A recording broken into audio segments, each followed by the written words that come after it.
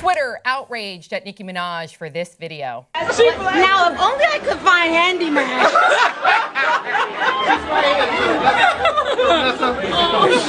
Fuck!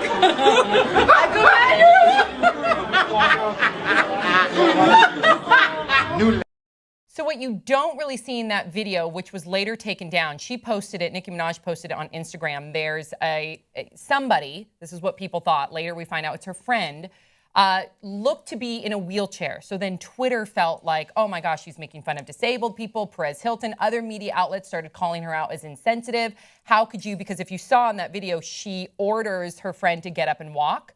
So they thought she was ordering a disabled person to get up from their wheelchair and walk. Nicki Minaj, she took to Twitter, okay? Bitch, you knew. That's my friend in a scooter. Have a great day. I surely will.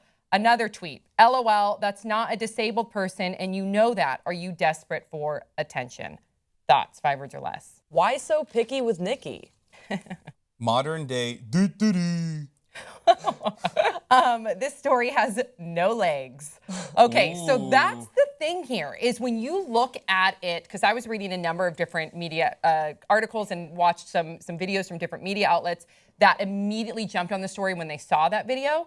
And it reminds us to look at the full context of things and not to make assumptions. Lesson learned here too. We've done that on Pop Trigger. I've been guilty of that. And I think it's a good reminder to try to see the full picture before you come up with what you're gonna say. Yeah, and people jumped on board way too quickly. And like you said, I mean, the story had no legs. There was nothing to it. And I applaud Nicki for shooting it down immediately, because sometimes people don't want to get, because the issue with, and Nicki has been a victim of this before, is that if you say something on Twitter, people will be like, oh, she was whining, she was complaining, you know, and people will then jump on you just for speaking out for yourself. And hopefully publications will take it as a lesson to look at the whole context before you blast someone. But because Nicki is Nicki's the last celebrity you should be doing this to. What pisses me off the most about this article, because we took it from Daily Mail, unfortunately, is all the captions. Like, oh, sexy or scary? Nicki walking down with her boobalicious outfit. It's like, my God. What are you doing? Like, why? Yeah. Like, how can you be a credible publication? Daily Mail is supposed to be non-biased publication, right?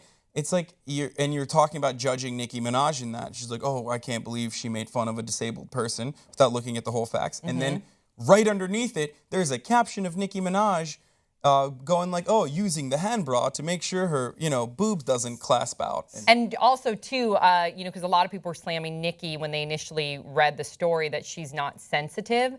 And we have to remember, Nicki's been very vocal recently, trying to call attention to social injustice stories.